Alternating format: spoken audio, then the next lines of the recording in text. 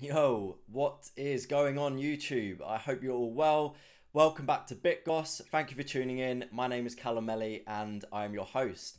So today, very exciting video lined up. We're going to be talking about Dreadfulz NFT. It is a stake to earn, and yeah, I'm going to take you through essentially the white paper. It is looking like a very promising NFT. So be sure to stay tuned. Before we do start, yeah, big thanks to everyone that watched my very first video. As you'll see from my channel, this is only my second video, but very happy with the performance so far. I had 685 views. I've got 64 people subbed, so if you are subbed, thank you very much. If you haven't just yet, feel free to sub. And yeah, if you enjoyed the video, be sure to leave a comment and like. One last thing before we get started, team, this is not financial advice. I am not a financial advisor. Please do your own research. Okay, let's get started. So first things first, let's head over to Discord and figure out when mint is. So today is the 28th of March and we are minting March 31st. So 3 days. The Discord is private. I'm going to put a link to the Discord below just in case they open it up in the coming days. If not, my advice to you is to follow Dreadfulz on Twitter. Again, I'll put the Twitter link below. Turn on notifications and hopefully catch a opening invite and get yourself in and do a bit of grinding over the next couple of days. I really do think this is going to be a solid project to get involved in. So if you can get whitelisted or what they call dreadlists, then that would be awesome. But if not, you can always try the public mint. The good thing about the public mint is it's 0.098 Ethereum, whereas the dreadlist is 0.088. So both are super affordable. You're not getting stung by missing the dread list. You're just obviously missing out on a guaranteed mint. So try and get yourself into the Discord if you can. Let's move on to the artwork. So 2D sneak peeks. And in fact, just before I go through this, let's go over to the white paper. And I'll just read this bit out. So Dreadfulz, a tongue-in-cheek take on villainy, greed and evil. Dreadfulz are the opposite of pastel, cutesy and warm animals.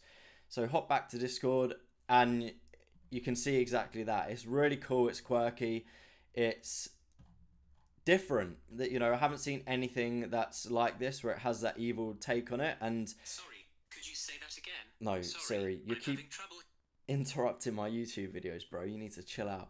So yeah, back to the 2D sneak peeks. Art looks awesome. They will have 3D sneak peeks as well for metaverse experiences. So these look just as sick as well.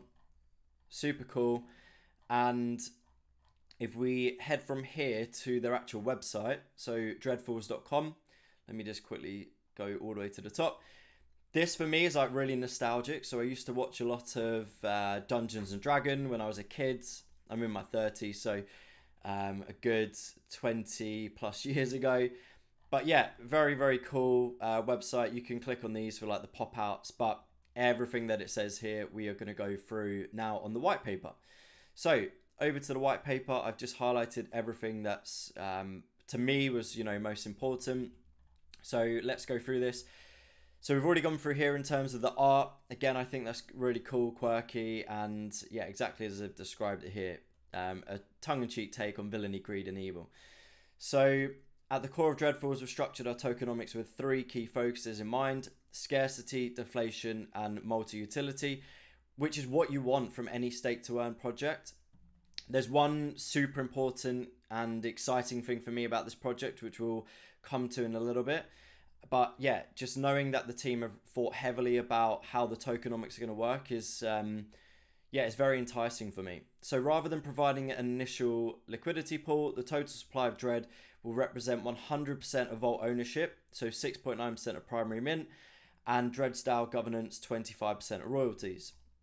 Dread will fully distribute to stakers within 6 months. Unlike so many projects which offer an abundant supply of tokens which diminish in value, Dread is inherently deflationary and scarce. Dread will fully distribute to stakers within 180 days. This provides an instant incentive to invest in the Dreadfulz economy, with early adopters being rewarded over laggards or late entrants.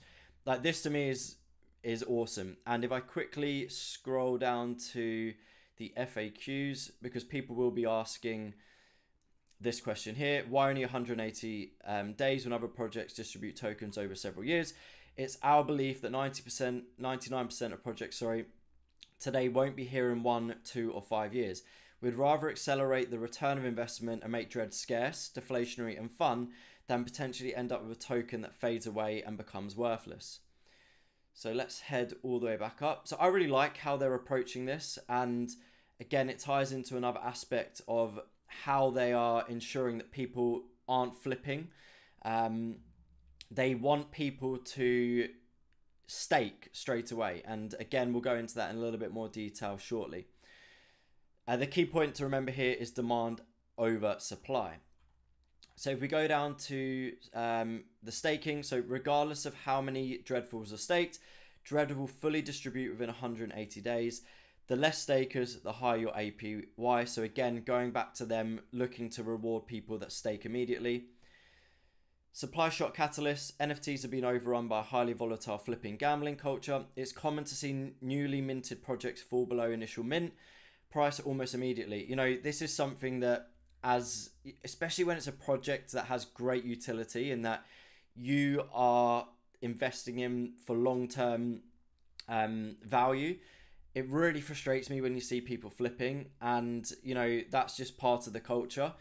But what I like here is that by implementing staking utility from day one and with a refreshing take on distributing ownership, governance, and utility, we aim to catalyze a supply shock to drive even more value to our core community. So if people are buying and staking straight away to benefit from that ROI approach, then the intrinsic value of each NFT is naturally going to rise as well. And again, you're getting more for people that don't stake. People that are staked are going to be rewarded for that. Utility activations and burning Dread. So again, this is quite a nice approach that they've done. Legendary auctions. So of the 20 legendary Dreadfulz available, 10 legendary 1 of 1 will be minted, and the other 10 will be auctioned and can only be purchased with Dread. So that's quite a nice way of spending Dread. Dread shop, so whitelist allocations, physicals, which will probably be like merchandise, alpha passes, tool subscriptions, and they're probably going to come up with a number of other ideas as well, which will probably be governed by the DAO. MV claim, so claim your full body 3D model for plug and play into compatible metaverses. And another exciting aspect for me is the Elixir for their Generation 2, can only be minted with Dread and will likely be scarcer due to the aforementioned. So I don't have any idea of what the Elixir is going to do, but I assume it's going to perhaps turn these evil Dreadfulz into something a little bit more delightful, so to speak. As Dread is deflationary, once a transaction is completed, e.g. purchasing a legendary or minting an Elixir, that Dread is burned from the supply forever, along with a % of vault ownership and DAO governance that is correlated. And again, here just talking about how you go about spending your Dread, spend or stack. I assume it's going to be an ERC20. I'll need to get that confirmed by the founders, but as there's no immediate liquidity pool, and the idea is that you're getting your return of investment by minting other mints within the project, so the using the Elixir, or you're trying to get yourself a legendary or whitelist spot, that Dread is going to be burned.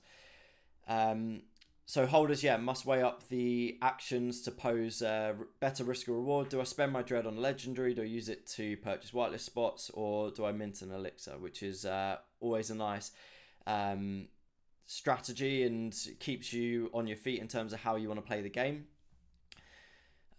What else have we got here? Incentivizing people to hold. We've seen too many projects tokens lose their value as earners often dump straight into LP creation or after Gen 2.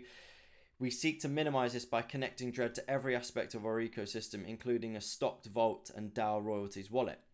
And on this note as well, this is where they are allowing people, as soon as they mint, to stake. So they're trying to reduce the number of people flipping by allowing people to stake as soon as they mint, even pre-reveal, which is really cool. So enter the Dread device, realizing extra added dimensions. We've teased quite a few 3D sneaks, as I showed you in Discord, and Dreadfulz will be able to spend Dread to enter the next dimension within the first month launching. Again, we have no idea what that's going to look like, but I find that quite fun, and again, gives you something else to look forward to. So a little bit more about the Dread's DAO. The DAO of the Dreadfulz will be focused on maximizing value to the holders of Dread. All members of DAO can expect capital appreciation of the vault and initiatives that expand the wealth of contained, expand the wealth contained within the DAO. The core Dreadfulz team will act initially as council members to ensure timely establishment of the DAO. And as you can see here, initial council members for the Dread's DAO and Dreadfulz team will try to push the DAO in a direction to explore various streams of revenue that bring value back to holders. Here are some of the things that we plan to implement. Top tier alpha channels, so callers, analysts and tools, exploring investments within small Web3 startups, community-led projects with % of ownership to the DAO, and vault expansion, with the majority of revenue from these ventures will be returned to the vault wallet. Members will also have an ability to track live price movements of Dread based on the vault's current NFT prices and other assets. So again, this just keeps going back for me to returning that investment and rewarding people that minted or bought in on the public mint or bought off of OpenSea straight away. So it's a nice way how they're incentivize people to stake and to just ensure that everyone is rewarded for that immediate engagement within the game. We've already gone over this, and the only other thing I thought that was worth noting is here, when will the vault be liquidated? So the DAO can technically propose vote on the vault to be liquidated as soon as Dread is fully distributed, so over 180 days. And just here as well, Dread is our Genesis token. There's no stopping us from expanding on the ecosystem and introducing another utility token with more traditional tokenomics, such as a larger supply liquidity pool and longer distribution timeframe. This is of course only necessary when demand outweighs the Dread supply. So there is that longevity for the game. It's not just going to be played over 180 days, but in order for people to be rewarded for their initial investment, this is how they're playing it with Dread. It's 180 days for all Dread to be distributed, and I think that's quite cool. It's safeguarding the project and safeguarding the initial investors and people that buy in early, and it gives you cool things and exciting things to spend your Dread on. And then there is that opportunity for people to vote as well for a future token, as it says here. So that's pretty much it, guys, for the video today on Dreadfulz. If you do have any questions or comments, please leave a comment below or connect with me on Twitter and Instagram at Callummelly. I'm very active on social, so happy to answer any questions that you may have. Again, if you enjoy the video, please do subscribe, like, and leave a comment, positive or negative. I will take all feedback on board, and it will help to guide me on future videos.